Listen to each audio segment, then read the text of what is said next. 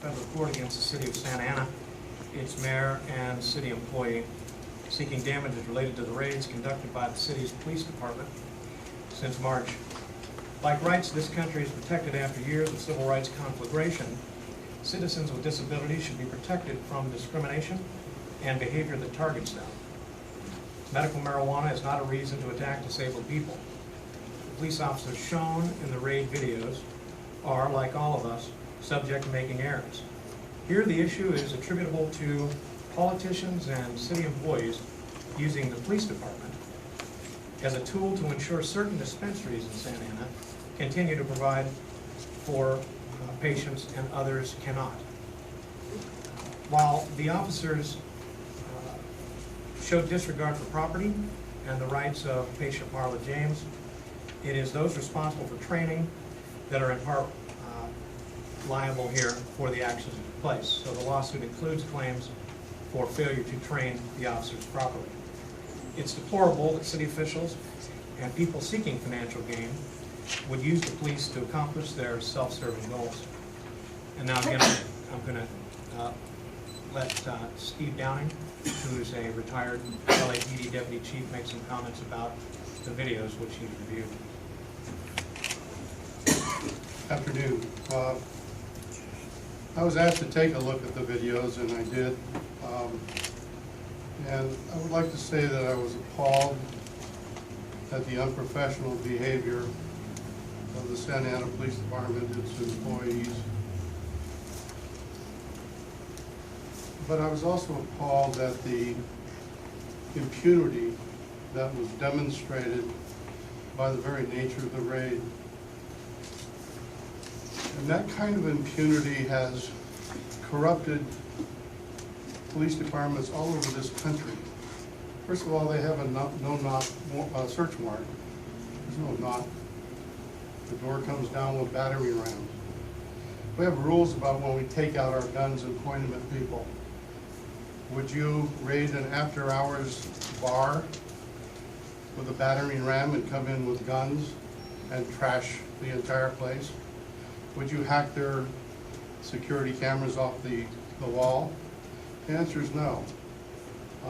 If they were in violation, which is in question in Santa Ana, the violation was a minor misdemeanor municipal court violation. Police officers should not behave that way.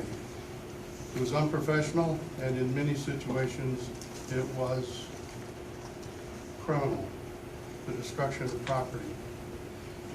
And it also raises questions as to the training of these police officers and their background and their psychological fitness to be police officers.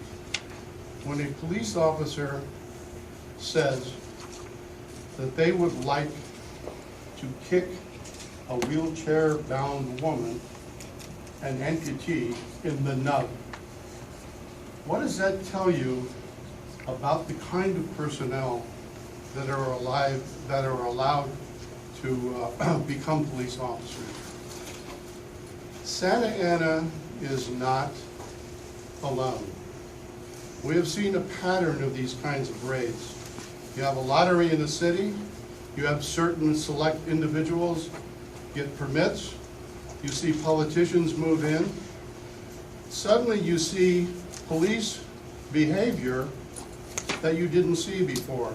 In Santa Ana, when a dispensary was raided in the past, it wasn't raided like that. It was raided like you would raid or serve a summons in any kind of business. But suddenly the pattern changes, doors are knocked down, property is destroyed, people are hauled off to jail, realize they can't put them in jail, so they write them a citation for a minor misdemeanor. But that didn't happen before. Why is it happening now? Who are those police officers working for? Are they working for the chief of police, or are they working for corrupted politicians? We have seen it now in Santa Ana. We saw the aftermath here in Long Beach, where we're having this press conference today. We saw corruption here. We've seen it move to the city of Compton. We see elected officials or people in City Hall involved in